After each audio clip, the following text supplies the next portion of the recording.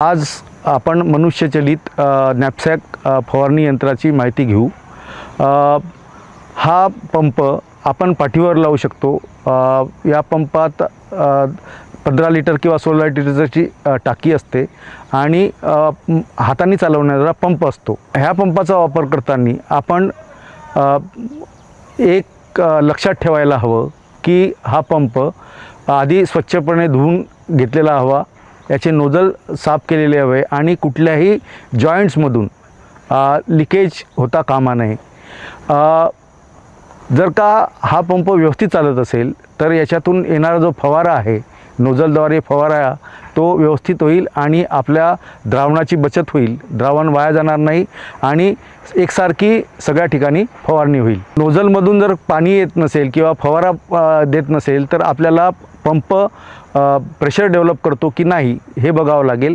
जर का pump pressure develop करत नसेल त्यासाठी आपल्याला प्रेशर वेसल आणि पंप हे वेगळे करणे आवश्यक आहे। त्यासाठी आपल्याला जो हाताने चालणारा दांडा आहे हा पंपापासून प्रेशर वेसलपासून वेगळा करणे आवश्यक आहे। तो वेगळा केल्यानंतर ॲजिटेटर आहे, तो ॲजिटेटर या पंपाच्या प्रेशर वेल्सपासून वेगळा करणे आवश्यक आहे। तो वेगळा करायचा आणि नंतर मग पंप जो आहे प्रेशर वेसलच्या वरचा जो हे दिलेला आहे तो आपण खोलायचा आणि पंप बाहेर काढायचा। पंपाला जी पिस्टन आहे ती पिस्टन व्यवस्थित आहे का हे बघणे आवश्यक आहे। जर का पिस्टन व्यवस्थित असेल तर प्रॉब्लेम नाही। आणि याला एक दुसरा वॉल आहे, तो वॉल जो दिलेला आहे त्या वॉलमध्ये बॉल त्या सीटला चिटकला नाही की याची खात्री करावी। जर का चिकटला असेल तर याच्यात वेगळा करावा लागेल। त्यासाठी आपल्याला पाण्याने व्यवस्थित स्वच्छ धुवून ठेवावं लागेल, म्हणजे वॉल त्यापासून निघेल। दुसरा म्हणजे जो खाली जो पिस्टन आहे तो पिस्टन पंपमध्ये चालतो आणि पंप हा टाकीच्या खालच्या भागात लावलेला आहे आणि तो पंप पण आपल्याला जो आहे तो काढता येतो। तिथे पण एक सक्शन वॉल दिलेला आहे, तो सक्शन वॉलमध्ये पण बॉल वॉल दिलेला आहे। तो बॉल वॉल जर चिकटला असेल तरी पण प्रेशर डेव्हलप होणार नाही, त्याला आपल्याला पुन्हा पाण्याने साफ करून घ्यावं लागेल। नोझल मधून जर का फवारा येत असेल आणि तो फवारा जर का आपल्याला लुकलुकता फवारा येत असेल तर याचे कारण असू शकते की जो प्रेशर वेसल आहे तो इंटरनली लिकेज झाला असेल आणि इंटरनली लिकेज झाला असेल त्याला एक पाईप असतो, त्या पाईपमध्ये लिकेज असेल तर तो आपल्याला पूर्ण प्रेशर वेसल बदली करणे आवश्यक आहे। या यंत्राला एक फिल्टर दिलेला आहे, जो फिल्टर ट्रिगर जो आहे जो आपला कट ऑफ डिव्हाइस आहे त्या कट ऑफ डिव्हाइसमध्ये दिलेला आहे। त्या कट ऑफ डिव्हाइसमधला तो फिल्टर आपल्याला जर काढता येतो तर खोलायचा आणि खोलून त्यातला फिल्टर वेगळा करायचा। फिल्टरमध्ये जो कचरा अटकला असेल तो कचरा साफ करून घेणे आणि जेव्हा फिटिंग करतो वापस फिट करणार आहे त्यावेळेस स्प्रिंग आहे त्यामध्ये आतमध्ये दिलेली, ती स्प्रिंगची छोटी भाग आतमध्ये टाकायची आहे आणि बंद करायचा आहे। या फिल्टरला समोर 2 ओरिंग दिलेले आहे, त्या ओरिंग लिकेज होऊ नये म्हणून दिलेल्या आहे। त्या जर का ओरिंग फाटल्या असतील किंवा खराब झाल्या असतील त्या बदली करणे आपल्याला आवश्यक आहे। या फवारणी यंत्राला एक नॉब दिलेला आहे, त्या नॉबद्वारे आपण बंद किंवा चालू किंवा पाणी कमी जास्त प्रमाणात जर का प्रेशर कमी जास्त करायचं असेल तर आपल्याला कमी जास्त करता येतं।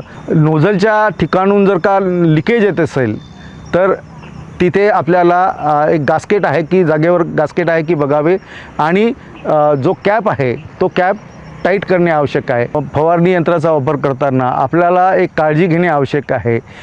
यामध्ये नोझल्स दिलेले आहेत, लान्स दिलेले आहे, होजेस दिले आहेत। या नोझल्समध्ये जर का कचरा गेला तर आपले नोझल्स बंद पडतात, कट ऑफ डिव्हाइस बंद पडतो।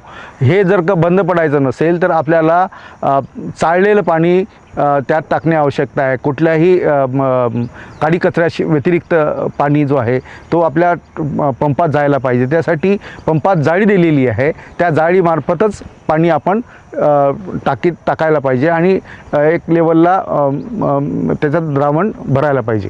आपण जेव्हा ह्या फवारणी यंत्राचा वापर शेतात करतोय त्यावेळेस आपल्या नाकाला मास्क लावणे, हाताला ग्लोव्ज घालणे आणि गमबूट घालणे आवश्यक आहे. जर का आपल्याकडे मास्क नसेल तर रुमाल बांधून आपण आपले हे करू शकतो. चष्मा किंवा गॉगल्स वापरायला हवा. त्यामुळे आपल्या डोळ्यांना इजा होणार नाही, आपल्या नाकामार्फत औषध आत जाणार नाही. या पंपाला जिथे जिथे जॉईंट्स आहे तिथे तिथे त्याला एक ओरिंगसारखा एक प्रकार दिलेला आहे.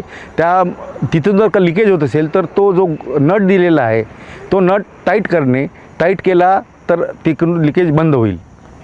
आपण ज्या गोष्टी आता सांगितलेल्या आहेत त्याप्रमाणे जर आपण या पंपाची देखभाल दुरुस्ती केली आणि पंप व्यवस्थित ठेवला आणि काम झाल्यानंतर पुन्हा स्वच्छ पाण्याने धुवून यातला साफ करून ठेवला तर पुढच्या वेळेस जेव्हा आपण वापरतो त्यावेळेस आपल्याला चांगल्या तऱ्हेची फवारणी मिळेल.